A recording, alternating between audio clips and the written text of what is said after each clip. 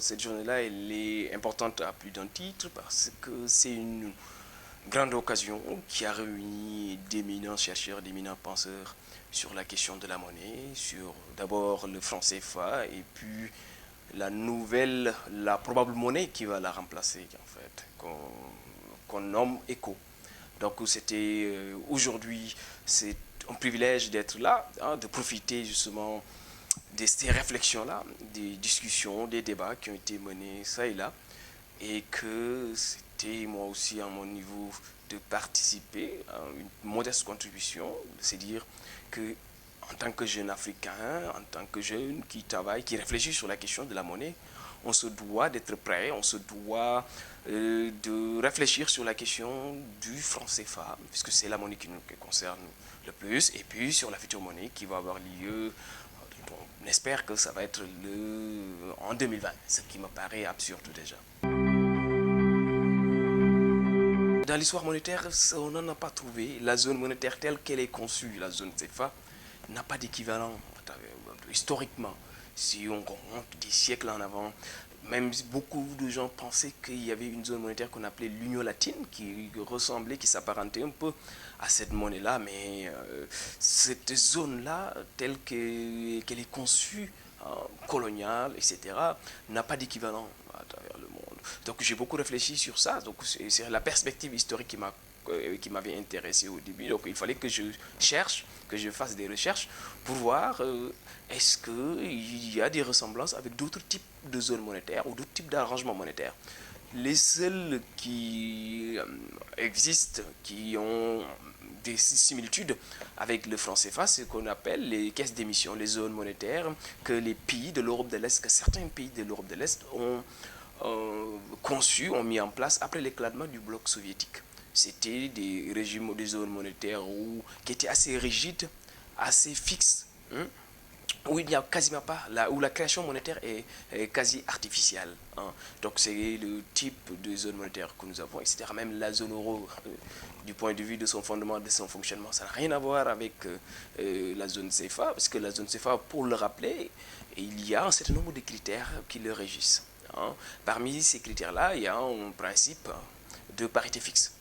Hein? Ça veut dire que si vous avez 1 euro, vous avez 655,957 francs. Donc ça, c'est le premier principe qui fonde le franc CFA. Le deuxième principe, c'est le principe, je vais les citer comme ça, le principe de la centralisation des réserves. Ça veut dire que les banques centrales de la zone CFA, que ce soit la BAC pour les pays de l'Afrique centrale, avec Cameroun, Gabon, Guinée équatoriale, Congo, Brazza, etc., et la République centrafricaine, ils ont une banque centrale qu'on appelle la BAC, et au niveau de l'UEMOA, on a ce qu'on appelle la BCAO. Et chacune de ces banques centrales-là est dans l'obligation de centraliser ses réserves. Ces réserves-là, lesquelles réserves sont déposées de moitié. La moitié de ces réserves-là sont logées dans les coffres du Trésor français en guise de contrepartie, hein, de la garantie de la monnaie, quoi, de cette parité-là. Donc ça c'est aberrant parce que cet argent-là qui est mis, c'est des milliards, on aurait pu s'en servir pour financer une partie du développement, etc. Mais on ne le fait pas. Donc l'autre principe, c'est le principe de ce qu'on appelle la libre transférabilité. Ça veut dire que si vous êtes un investisseur ici, vous êtes au Sénégal, au niveau de la zone franc, sachant que la France fait partie de la zone franc, hein, c'est 14 pays, hein, mais il y a la France comme donc ça fait 15. Donc au sein de cet espace-là, vous pouvez faire circuler le franc CFA au sein même des espaces, des différents espaces qu'il y a. Mais là, il y a une incongruité parce que si vous quittez aujourd'hui Dakar, vous partez à Yaoundé, vos francs CFA que vous avez ici, vous ne pouvez pas les utiliser à Yaoundé. Donc il va falloir passer par une autre devise, une devise tierce, pour pouvoir vous en servir tout simplement. Ça, c'est une aberration. Le fait que aussi les réserves de change, plus de la moitié des réserves sont obligées d'être confiées en guise de contrepartie de garantie, etc., etc. Le fait que la monnaie elle-même n'est pas fabriquée ici, ça pose un certain nombre de problèmes. Ce qui fait que ceux qui critiquent aujourd'hui cette monnaie-là ont tout à fait raison de se plaindre et de se dire, bah, écoutez, proposez-nous autre chose. Quelle est l'alternative proposée? Voilà. Et là, il faut faire très attention. Il ne faut pas sortir pour sortir. Sortir aujourd'hui et demain se lancer dans le projet ECO, sachant qu'aujourd'hui, il n'y a rien qui est clarifié concernant la future institution, la future banque centrale, son fonctionnement, etc. Sur quel type de devise on va ancrer, on va fixer la monnaie ECO, etc. Donc, il faut respecter les préalables. Hein? Aujourd'hui, les gens nous parlent des critères de convergence, etc. Les critères de convergence, c'est quoi? Ça veut dire que c'est des critères, par exemple, il faut avoir un déficit de 3%, il faut avoir une dette sur PIB de temps, etc., etc. Mais tout cela, c'est des choses qui sont importées de la France, hein, de l'Europe plus particulièrement, hein, dans notre traité de Maastricht. Donc, l'Allemagne demandait à ce que certains pays, pour qu'ils puissent devenir membres, il fallait impérativement qu'ils respectent ces critères-là. Nous, on essaye d'appliquer, mais ils se sont rendus compte que même ces critères-là étaient des critères pour la plupart absurdes. Hein. Ça n'a pas empêché à l'euro, à la zone euro, de connaître des difficultés. Nous, comment, en tant qu'Africains, on pourrait s'inspirer de leurs lacunes pour ne pas refaire la même chose? Ou c'est plutôt, il faut plaquer ce qui se fait de là-bas par un mimétisme pur et irrationnel. Est-ce qu'il faut faire comme ça? Pour moi, il faut y aller de façon graduelle. Il est normal qu'on puisse, dans les années à venir, pour moi 2021 ou plus tard, il faudra qu'on se déconnecte de cette monnaie-là. Là, le fait d'avoir ces 2 années-là, ça va nous permettre de faire la préparation nécessaire, hein, pour ne pas tout simplement basculer du jour au lendemain de faire ce qu'on appelle un saut dans l'inconnu. De toute façon, ça me paraît très tôt. 2020 pour moi, je vous le dis tout de suite, il ne va pas y avoir de monnaie ECO, je vous le dis tout de suite.